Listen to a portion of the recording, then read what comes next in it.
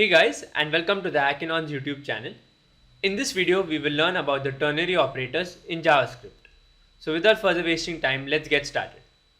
So basically, what I'm trying to do in this file, I'm trying to run and check certain ternary conditions, where I'm trying to check that if a number is greater than 0, what I'm trying to print is that the number is positive, else it is negative. So let's run this code first and see what's the output. Well, as you can see, the output shows positive, but this is done in 5-6 lines. Can we do this condition checking in just a single line? Well, yes, that's possible using ternary operators. So first thing is we need to create a variable. Let's create a variable response. And what we're trying to check is our condition, that is number is greater than equal to 0. So what we'll do is we'll equate response to our condition. And if that is true, we will put a question mark, and then our variable will be positive. So let me note down.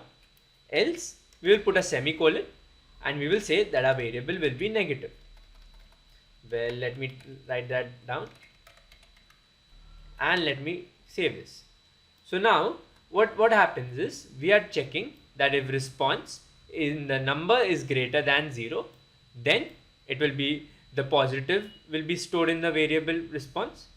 Else we are using this colon and saying that negative will get stored in the variable response.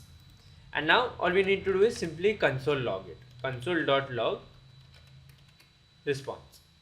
If I save this and now let me comment this code to avoid confusion and run the file.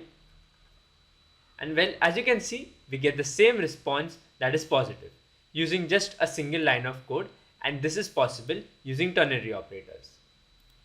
Well, I hope you found this video helpful. If you found it helpful, don't forget to smash the like button and subscribe to the Hackinon's YouTube channel for more fun and interesting videos.